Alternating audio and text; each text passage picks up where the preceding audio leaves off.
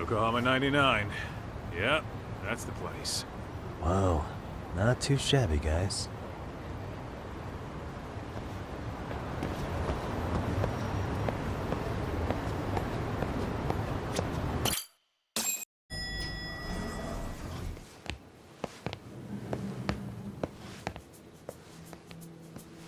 Yo. Ah, if it isn't the man of the hour, Yagami-shi.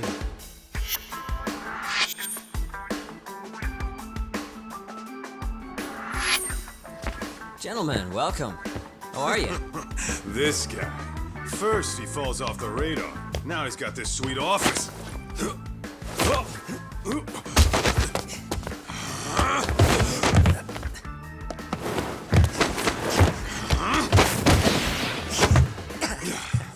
Little shit. You're still quick as a thief. Maybe a little quicker, actually.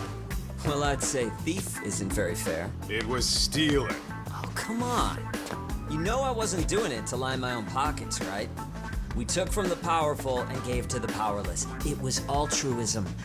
And it's all in the past now, so let's just leave it at that.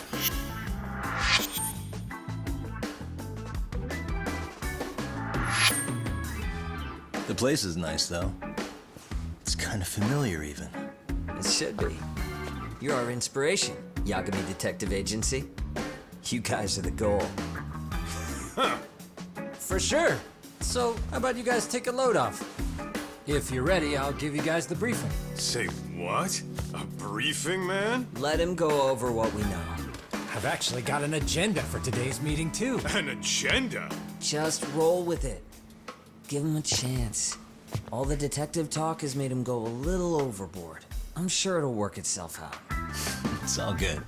Imitation really is the sincerest form of flattery.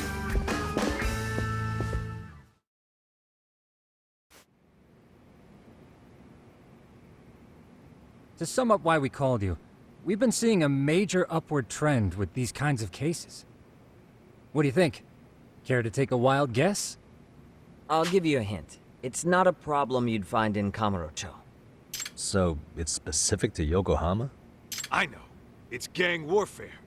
The outfits running Chinatown are at each other's throats, and you guys sort out the aftermath. Well, we did just hear about the Yokohama Liumang. They're a gang, right? Yeah, the Yokohama Liu, whatever. But they're stirring up shit as we speak. Actually, we haven't run into any gang-related activity at all. No, what we're dealing with isn't so conspicuous. I'll just tell you, it's bullying. Bullying? Sometimes parents ask us for evidence to prove their child was bullied. Fairly often, they want these bullies taken to court immediately. They'll also want to hold the schools accountable. But none of that happens without solid proof. How old are these kids? Most of them are in middle school. Research shows that boys at that age experience a sudden spike in testosterone. This leads to outbursts to assert dominance, compounded by the irrationality of an immature brain. Scientifically, this potent mix of impulses often manifests as bullying. Yeah, I call that puberty. But that would apply specifically to boys, right? You're getting cases with girls involved too, aren't you? Ah, with girls it's more likely rooted in oxytocin, a brain hormone that also has links to bullying. See, oxytocin fosters feelings of attachment, regardless of your gender. For instance, scientists have observed that a mother's oxytocin levels surge when looking at her child. Then it's not always a bad thing, is what you're saying. Indeed. Did you know it was oxytocin that enabled cooperation among our primitive ancestors?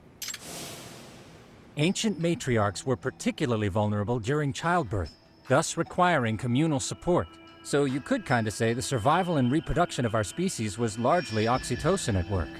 After all, raising a child in the wilderness would have been impossible alone.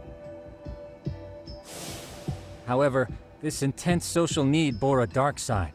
Individuals who failed to contribute were shunned and eventually condemned. Let's say there was a villager who never put in his fair share. All he did was eat the crops. If that became the norm, nobody would work until the village was on the brink of starvation. And by then it'd be too late. Precisely. That's why these offenders were punished. Primitive as it was, punishment equated to justice, a necessary measure for society's greater good. and societies with a stricter sense of justice were the ones who endured in the long run. To put this into focus, these people are our direct ancestors. So from a science perspective, modern-day bullying is just primitive? More like it's hardwired into our nature. Hormones are fucked up, huh? I wouldn't chalk it up to just that. However, we humans do tend to reject what's foreign to us. Whether we're socially awkward or simply misunderstood, those who don't conform are ostracized. That's how it's been since time immemorial. The misfits of civilization are deserving of punishment.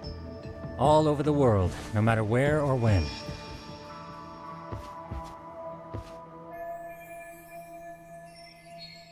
Looks like you guys have been doing your homework. Tsukumo-kun's the one hitting the books. I'm more in charge of the fieldwork. Makes sense. Here's another fun fact while we're at it. An act of betrayal also increases the human urge to punish the offender. In those cases, the act of punishment floods the brain with dopamine, triggering an instant rush of pleasure. In other words, serving justice can feel just as good as eating or having sex. Sure, but that's where we have to draw the line. Justice can't be twisted into joy, or it stops serving its purpose. Very perceptive, Yagami-shi. So, back to reality. What's this big case that needs all the manpower? Ah, yes. Our client is the chairman of a private school. He wants us to scour the campus for any and all instances of bullying, leaving no stone unturned. That said, he also requires us to be discreet. How big is this school? Let's see, there are 6 classes per grade, making 18 in total. So approximately 600 students. Given that, Sugiurashi and I couldn't possibly vet them alone. We'll be meeting the chairman at a restaurant tonight to lay out the specifics. How about the two of you come join us? We could use the help. Man, for a couple of rookies, you sure have it together. You guys are free until dinner. Oh, we already made the reservations in Chinatown, by the way. Think of it as a little welcoming party. The restaurant's name is Kyoinro. If you could meet us there, that'd be great. Sure. You didn't have to do that.